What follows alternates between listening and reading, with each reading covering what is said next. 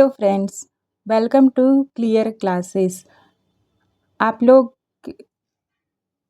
29 अगस्त 2025 का current affair start करते हैं। आप लोग इस क्लास को लाइक शेयर सब्सक्राइब ज़रूर करें ताकि हमें मोटिवेशन मिल सके और हम लोग बेहतर वीडियो आप लोग को प्रोवाइड कर सकें। चलिए आज का क्लास स्टार्ट करते हैं। आज का सुविचार, उनका भविष्य शानदार होता है जो अपने सपनों की दुनिया में विश्वास करते हैं और उनको पूरा करने के लिए निरंतर प्रयास करते हैं। यानी हमें कोई गोल सेट करना चाहिए तो उस पर कंटिन्यू ही उस पर मेहनत करना चाहिए तो वो ज़रूर पूरा होता है। नेक्स्ट क्वेश्चन की तरफ चलते हैं। क्वेश्चन नंबर 1 आज का देखिए, हाल ही में किसको न्यू डेवलपमेंट बैंक एनडीपी का उपाध्यक्ष और मुख्य जोखिम अधिकारी नियुक्त किया गया है? ऑप्शन देखिए, केवी कामत, उर्जित पटेल, रघुराम रंजन, राजीव रंजन। इसका सही आंसर हो जाएगा option number D, Rajiv Ranjan. इसका एक्सप्लेनेशन की तरफ चलते हैं। पहला पॉइंट है, एनडीबी की स्थापना ब्रिक्स देशों ने 2014 में की जिसका मुख्यालय शंघाई में है। सेकंड, चीफ रिस्क ऑफिसर संस्था के क्रेडिट बाजार और ऑपरेशनल जोखिम की निगरानी करता है। नेक्स्ट पॉइंट है, नियुक्ति में भारत का बहुपक्षीय वित्त संस्थान में योगदान है और प्रतिनिधित्व मजबूत होगा। नेक्स्ट क्वेश्चन की तरफ, क्वेश्चन नंबर 2 की तरफ चलते हैं। प्रधानमंत्री जन धन योजना के तहत खोले गए खातों में अगस्त 2025 तक कुल जमा राशि कितने करोड़ रुपए होगी है? प्रधानमंत्री जन धन योजना ये किस वर्ष खोला गया था? तो ये 28 अगस्त 2014 को ये योजना स्टार्ट होती है। तो इसमें अब तक कुल जमा राशि कितनी है? तो इसका सही आंसर हो जाएगा option number B, 2.67 lakh crore. इसका एक्सप्लेनेशन देखिए, प्रधानमंत्री जन धन योजना का उद्देश्य सभी परिवारों को बैंकिंग, रुपए कार्ड और ओवरड्राफ्ट जैसी सेवाएं प्रदान देना है। सेकंड पॉइंट है, जमा में वृद्धि, वित्तीय समावेशन और प्रत्यक्ष लाभ हस्तांतरण के विस्तार का संकेत है। खातों का उपयोग सब्सिडी, पेंशन, बीमा कवरेज से जुड़ा हुआ है। नेक्स्ट क्वेश्चन की तरफ चलिए। क्वेश्चन नंबर 3, हाल ही में NHAI ने किसकी शैक्षणिक आकांक्षाओं को पूरा करने के लिए प्रोजेक्ट आरोहण शुरू किया है? प्रोजेक्ट आरोहण किस लिए शुरू किया है? पैसेंजर के लिए, स्टूडेंट के लिए, ड्राइवर्स के लिए या टोल प्लाजा एम्प्लॉयज़ के लिए? इसका सही आंसर हो जाएगा option number D, toll plaza employees के लिए। इसका एक्सप्लेनेशन देखते हैं। प्रोजेक्ट आरोहण का फोकस टोल प्लाजा कर्मचारियों और उनके परिजन की शिक्षा सहायता करना पर है। CSR के तहत स्कॉलरशिप, डिजिटल लर्निंग और स्किल कोर्सेज उपलब्ध कराना का लक्ष्य है। यह सड़क की अवसंरचना से जुड़े मानव संसाधनों के सामाजिक विकास को प्रोत्साहित करती है। नेक्स्ट क्वेश्चन की तरफ चलते हैं।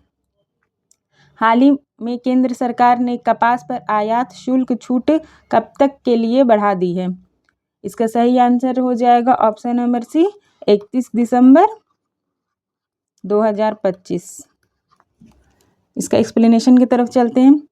कपास पर आयात शुल्क छूट से टेक्सटाइल और परिधान उद्योग को कच्चा माल सुलभ दर पर मिलता है। इसका उद्देश्य देख लेते हैं। उद्देश्य है घरेलू महंगाई, उत्पादन लागत को काबू में करना, एक्सपोर्ट प्रतिस्पर्धा बनाए रखने के लिए इनपुट कॉस्ट कम करना ज़रूरी है। नेक्स्ट क्वेश्चन की तरफ चलते हैं।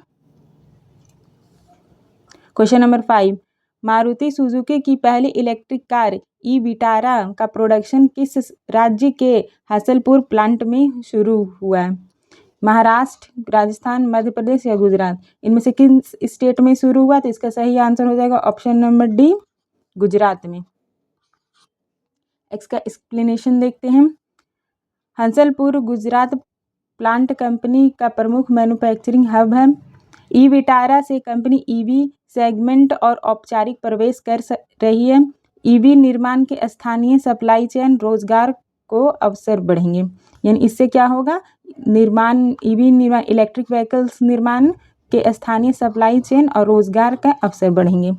नेक्स्ट क्वेश्चन की तरफ चलते हैं। क्वेश्चन नंबर 6, केंद्रीय मंत्रिमंडल ने खेल मंत्रालय को अहमदाबाद में किस वर्ष राष्ट्रमंडल खेलों की मेजबानी के लिए बोली लगाने को मंजूरी दी है। यानी अहमदाबाद में खेल मंत्रालय ने अहमदाबाद में किस वर्ष के लिए राष्ट्रमंडल खेलों की मेजबानी के लिए बोली लगाने के लिए मंजूरी दी है। इसका सही आंसर हो जाएगा ऑप्शन नंबर ए, 2030 में। इसका डिटेल देखते हैं। बिडिंग अनुमति मिलने से आयोजनाधिकारी के लिए औपचारिक प्रक्रिया शुरू होती है। अहमदाबाद में मौजूद प्रस्तावित खेल अवसंरचना का उपयोग किया जाएगा। बड़े अंतर्राष्ट्रीय आयोजनों से टूरिज्म, निवेश और शहरी विकास को बढ़ावा मिलता है। नेक्स्ट क्वेश्चन की तरफ चलते हैं। Question number 7, India post payment bank ने वित्त वर्ष 2025-26 में कुल कितने करोड़ का शुद्ध लाभ अर्जित किया है।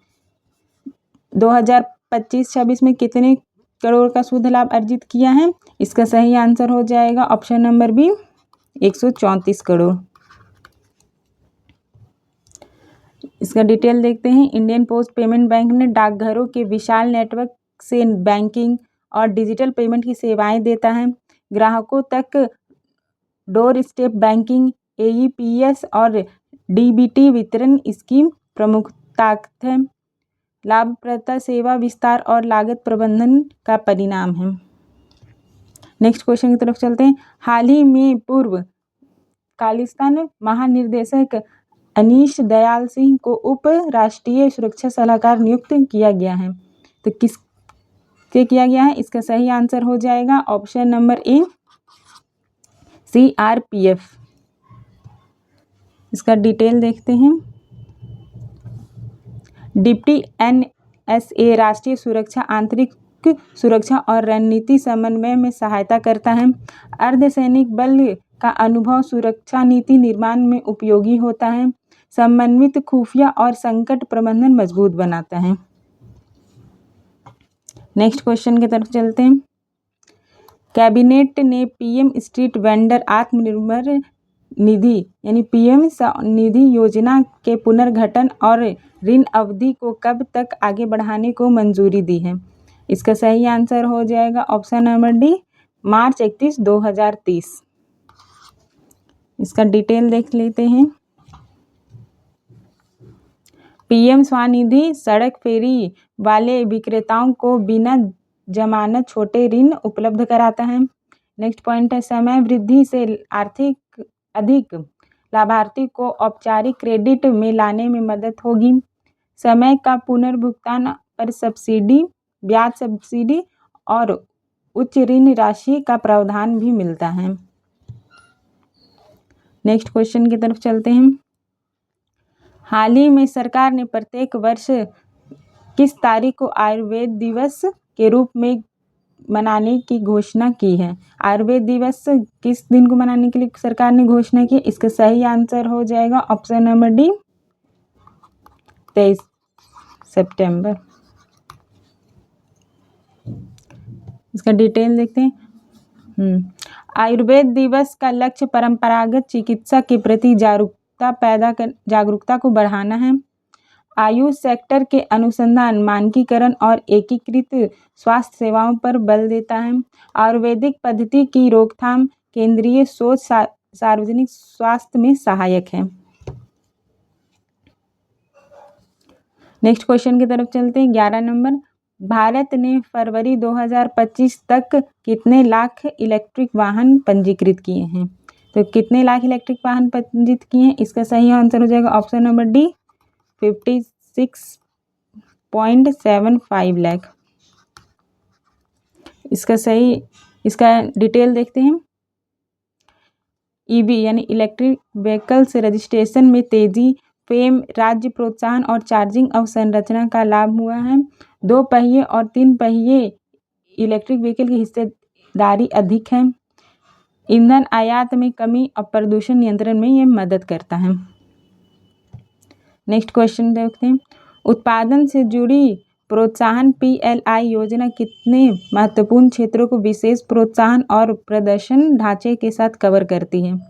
इसका सही आंसर हो जाएगा ऑप्शन बी 14।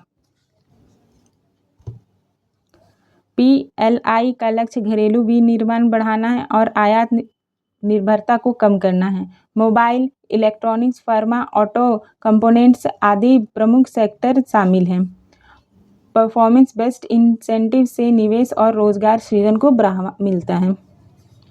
क्वेश्चन नंबर 13 की तरफ देखिए। वित्त वर्ष 24-25 तक मनरेगा में महिलाओं की भागीदारी कितने प्रतिशत तक पहुंच गई है? यानी 24-25 तक महिलाओं की भागीदारी मनरेगा में कितने परसेंट तक पहुंच गई है? इसका सही आंसर हो जाएगा ऑप्शन नंबर डी 58%। इसका डिटेल देखते हैं। महिलाओं को बढ़ती भागीदारी ग्रामीण आजीविका और सशक्तिकरण का संकेत है। डे केयर, पास के काम और समय पर भुगतान जैसी व्यवस्थाएं सहायक हैं। स्व सहायता समूह के साथ तालमेल से रोजगार तक पहुंच बढ़ी है।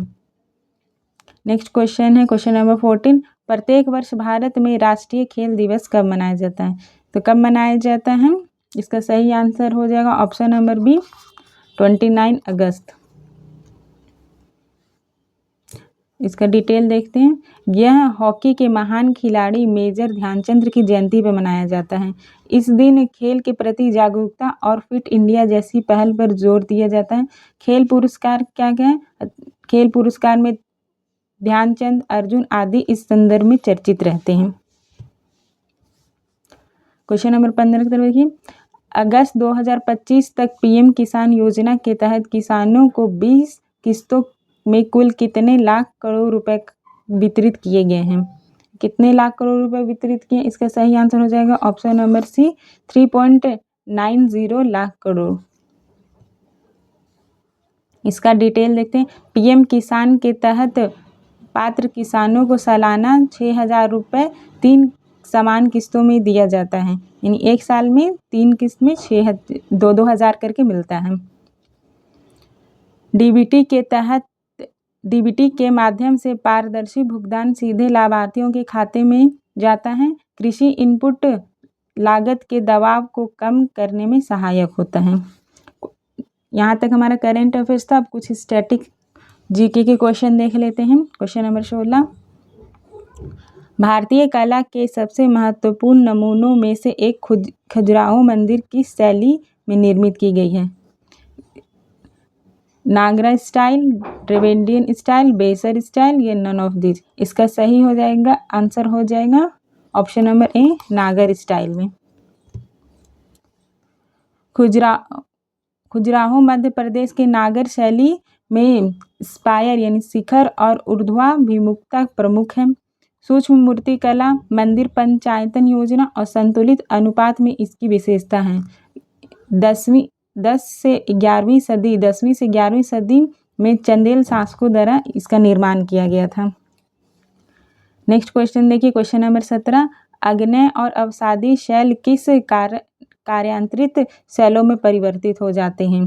टॉरेंटियल रेन के कारण, हाई टेम्परेचर और प्रेशर के कारण, क्लाइमेट चेंज के कारण या वॉल्केनिक एक्टिविटी के कारण? इसका सही आंसर हो जाएगा option number B high temperature और प्रेशर के कारण। इसका डिटेल देख लेते हैं। उच्च ताप और दबाव के कारण खनिज संरचना व बनावट में परिवर्तन होता है।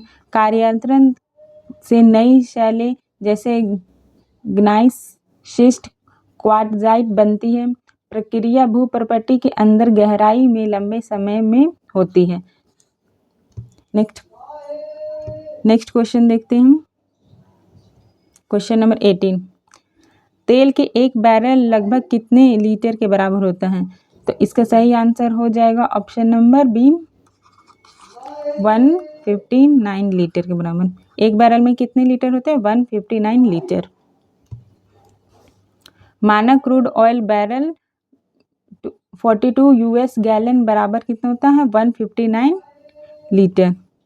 उद्योग में मूल्य निर्धारण और परिवहन में यह मानक इकाई प्रचलित है। गन्ना के लिए एक बैरल 159 लीटर के नियम उपयोगी हैं। डीएनए की खोज अंग्रेजी वैज्ञानिक जेम्स वाटसन और फ्रांसिस क्रिक के द्वारा खालिस्तान किया गया था। यानी कौन से ईयर में किया गया था? 1950, 1953, 1965 या 1975। इसका सही आंसर हो जाएगा ऑप्शन नंबर बी 1953 में। इसका डिटेल देखते हैं। 1953 में डीएनए की डबल हेलिक्स संरचना का मॉडल प्रस्तावित हुआ है। सेकेंड पॉइंट है आनुवांशिकी में यह खोज वंशागति और प्रोटीन संश्लेषण समझाने की आधारशिला बनी। तीसरा पॉइंट है आधुनिक बायोटेक्नोलॉजी और